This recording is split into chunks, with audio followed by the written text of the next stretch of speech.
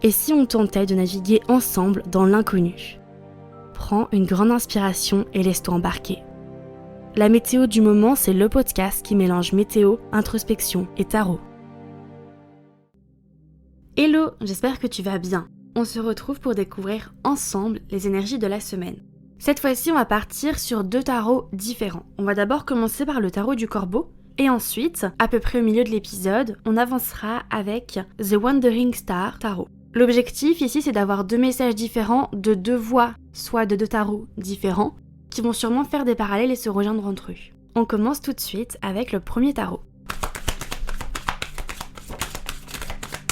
Les cartes qui viennent de tomber sont le soleil, le valet de bâton, le 2 de coupe, le 9 de bâton, le 2 de bâton, le cavalier de pentacle et le 6 de coupe. Et c'est la carte 5 de denier qui est au dos du paquet. Déjà, j'ai l'impression que les énergies de la semaine vont vraiment être concentrées au niveau de l'estomac. Ça va plutôt symboliser d'un côté le stress, l'angoisse, mais aussi l'excitation, l'appréhension à l'idée de faire quelque chose de nouveau, à l'idée de se mettre en avant, d'avoir un oral, d'avoir une discussion importante avec quelqu'un. Tu sais, quand on sait qu'on doit faire quelque chose, on a un petit peu le temps de se préparer à l'avance, de préparer son texte, de préparer sa gestuelle, mais aussi son état d'esprit. Et même si on a ce temps-là de préparation, plus on va s'approcher du jour, du moment, plus on va se sentir un petit peu stressé, un petit peu anxieux, mais aussi un petit peu excité parce que c'est quelque chose d'important, quelque chose qui nous intéresse et qui nous plaît. Et avoir ce type d'événement où on doit un petit peu se mettre en avant, parler de soi, parler soit d'un projet. Ça peut aussi être l'idée d'un premier rendez-vous, d'une discussion importante avec un banquier par exemple pour un prêt immobilier, avec un organisme pour un voyage, pour un échange scolaire. C'est quelque chose qui est important, qui nous touche et qui va profondément au final faire évoluer aussi bien notre quotidien, notre vie, que nous-mêmes. Et ici, on est vraiment dans ces énergies-là, dans cette dynamique d'excitation, de joie, de petits moments qui vont pimenter notre semaine, qui vont aussi entraîner des sortes de petits aléas émotionnels. C'est-à-dire que d'un coup, on est un petit peu stressé, puis après, par exemple, on a un oral, donc on est détendu, puis après, on doit aller voir quelqu'un, parler avec quelqu'un, donc on restresse, puis après, une fois que c'est fait, on est de nouveau détendu. Vraiment des petites montagnes russes qui vont être ici intéressantes. Parce que ça permet de pas rester sur ses acquis, ça permet de pas rester paralysé où on est, mais de continuer à se challenger, de continuer à se remettre en question et de continuer à vivre. Parce que plus on va ressentir des émotions, qu'elles soient positives ou négatives, plus on va aussi se sentir vivant, humain. Parce que c'est ce qui va nous faire battre à l'intérieur, que ce soit des émotions liées à un événement, ou simplement des émotions liées à quelque chose qu'on aime, quelque chose qu'on va voir. En tout cas, c'est des émotions et c'est les nôtres. Du coup, on va se sentir plus vivant. Et c'est pour ça qu'ici on est sur une semaine où la notion de pensée, de réflexion, de stratégie, mais aussi d'apporter beaucoup plus de lucidité, elle est vraiment mise de côté. Ici on est plus sur une semaine où on va avoir du coup tout ce qui va être passion, tout ce qui va nous faire un petit peu vibrer, un petit peu challenger, un petit peu stresser, qui va être mis en parallèle, mais aussi en accord avec le domaine relationnel et le domaine matériel. C'est-à-dire qu'en fait, cette sensation un petit peu d'angoisse, elle peut être aussi bien liée du coup à quelqu'un d'autre qu'à un projet, à une évolution professionnelle, à une envie matérielle. Donc là ici, ce qui va être important, c'est de partir de toi, de te demander en fait cette semaine qu'est-ce qui est prévu, qu'est-ce que j'ai, mais peut-être aussi quelles sont les opportunités, les événements qu'on va me proposer, les discussions qu'on va me proposer d'avoir, pour que tu puisses, en partant de toi, voir si au final, ces petits aléas émotionnels vont porter sur le relationnel, l'humain, sur le matériel, les projets professionnels ou peut-être même sur les deux. En tout cas, cette fluctuation, elle va vraiment te permettre de te rendre compte si toi, tu arrives à être équilibré, à te sentir ancré et en sécurité ou pas. C'est-à-dire qu'en fait, si on est facilement ébranlé, si on se sent facilement instable face à ces aléas émotionnels, ça veut aussi dire qu'il manque un petit peu d'ancrage, un petit peu de stabilité intérieure et de sécurité. Donc c'est aussi un moyen de pouvoir réfléchir après coup, donc le week-end prochain par exemple, et se dire ok, cette semaine qu'est-ce qui s'est passé et comment je me suis sentie, mais surtout comment j'ai réagi face aux nouvelles vagues qui sont venues me submerger. Ce qui va être aussi intéressant, c'est en fait quand tu as conscience que tu as une peur, quelque chose te fait peur, de ne pas hésiter à te forcer à faire quelque chose en lien avec ça. Alors je m'explique. Imagine que tu es une personne timide ou réservée. N'hésite pas à te forcer à aller parler à quelqu'un, à te forcer à aller faire quelque chose qui va être, tu vois, dans le domaine de ta peur. Si tu as peur de communiquer, de t'ouvrir, de te livrer, et ben dans ce cas-là, tu peux essayer d'aller vers quelqu'un et de dire quelque chose de personnel. Pas forcément trop personnel, pas forcément directement quelque chose de gigantesque, mais un petit pas en avant. Et c'est vraiment ça aussi qui ressort cette semaine, c'est en fait soit ces aléas, ces petits moments de stress et d'appréhension vont être liés par des événements, par des discussions qui vont apparaître d'un coup, donc qui vont être liés à quelque chose d'extérieur, soit toi aussi tu peux au final les amener, les provoquer pour pouvoir faire ce travail d'équilibre. En tout cas, on est sur une semaine qui est régie par le soleil, donc on est sur une semaine positive et on t'invite toi à rester dans la joie, dans la bonne humeur. Lorsque tu te sens mal, triste, peut-être aussi fatigué, n'hésite pas à faire des choses qui vont te faire du bien, qui vont te permettre de prendre soin de toi, qui vont aussi faire appel à ton enfant intérieur, à toutes ces petites parties de toi qui ont envie de s'exprimer, mais aussi du coup à ta créativité.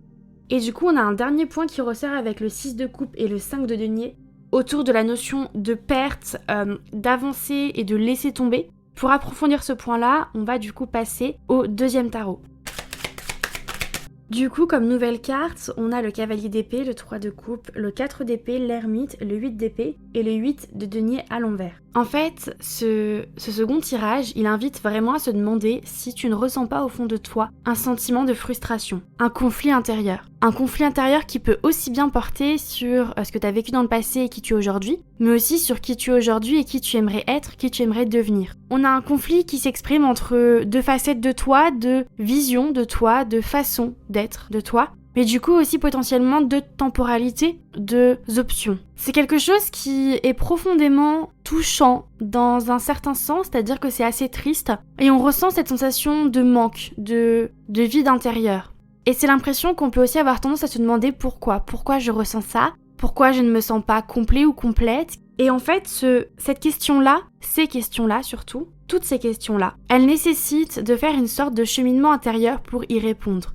Donc on est bien sur un travail d'introspection, un travail de guérison, mais de guérison en s'octroyant le temps d'être seul, en s'autorisant à prendre du temps pour soi. C'est-à-dire qu'on a besoin de guérir dans le silence. Donc ça peut être forcément accompagné avec une autre personne, un ou une thérapeute. Mais ce que je veux dire dans le silence, c'est-à-dire qu'on ne peut pas guérir lorsqu'on est entouré par une dizaine de personnes, lorsqu'on est dehors dans un brouhaha, lorsqu'on est entouré de bruit, d'actions, d'inconnus. On a besoin de se ressourcer, donc de revenir aux sources, à soi-même, un espace, un cocon où on se sent bien et en sécurité. C'est un peu l'image de la mère qui va ressentir son bébé dans son ventre, cette période de gestation où on va être entre guillemets au chaud, où on va se sentir aimé et accueilli. Et on a un besoin d'essayer de reproduire ce sentiment-là. Donc juste avant, on parlait de peur, et ici on a aussi le mot peur qui ressort, mais d'une façon différente. C'est-à-dire qu'on invite à aller taper dans ses peurs. Donc taper dans le sens à aller chercher, à aller trouver, à aller questionner. Imaginons qu'on est dans un grand couloir, et qu'on a plein de portes autour de nous, à droite, à gauche, devant, derrière. Eh bien, il y a une porte sur laquelle est noté le mot-clé peur. Et en fait, on invite à entrer dans cette pièce-là, dans cet appartement-là, et à voir quelles sont les peurs qui se cachent. Parce que c'est à travers ces peurs qu'on va comprendre pourquoi on peut ressentir un vide, pourquoi on peut se sentir frustré, seul, puisque la peur est déclenchée par un événement, et que cet événement a aussi entraîné cette sensation de vide et de frustration. Donc au final, ce qui peut être pertinent pour cette semaine, c'est de garder la routine qu'on a, c'est-à-dire si on travaille ou si on est en formation ou autre, on peut avoir tendance à se lever vers 8, 9 heures, puis ensuite rentrer chez soi après le travail, 17, 18, 19 heures. Gardez ces moments-là, ces moments à l'extérieur, ces moments de travail, pour mettre à profit les aléas émotionnels, la période de stress, d'appréhension, mais du coup aussi pour se lancer si on a envie de parler de quelque chose à quelqu'un, si on a envie de prendre la parole, arriver à provoquer ces situations un petit peu malaisantes, un petit peu compliquées, mais qui permettent de prendre confiance en soi et de se rendre compte qu'on est capable de le faire. Et suite à ça, on a les moments chez soi, quand on rentre du travail, d'une activité extérieure. Et ces moments-là, ils vont être optimaux pour se concentrer sur soi, pour faire ce travail de guérison, pour faire ce travail de solitude, c'est-à-dire de temps où on réfléchit seul, où on essaye de faire taire tout le bruit extérieur pour seulement s'écouter soi-même. Ça peut entraîner des tensions, on peut avoir l'impression d'être fatigué, l'impression d'avoir aussi mal à la tête lorsqu'on pense à ces choses compliquées, et c'est normal. C'est parce que directement, on a l'impression qu'on se prend la tête, qu'on a un gros nœud, parce qu'on avait mis de côté ces sentiments, ces ressentis, et qu'ici on a un besoin de les démêler. Donc si on essaie de travailler un petit peu sur ces deux points-là, cette semaine, ça va permettre de commencer au final le mois de février avec de nouveaux essais, de nouvelles expériences, de nouvelles leçons, mais aussi avec un regain de confiance en soi et de motivation Parce que se rendre compte qu'on peut prendre des risques d'un point de vue extérieur, mais aussi d'un point de vue intérieur avec la guérison, et ça nous permet au final de rêver de plein de choses, de plein de versions de nous, de plein de choix, de plein de projets, parce que c'est plus simplement le fait de se dire qu'on est capable de le faire, mais c'est de s'en rendre compte, parce qu'on l'aura mis en place. On aura commencé à le mettre un petit peu en place. Ce qui compte, c'est pas de tout faire, c'est de commencer à faire.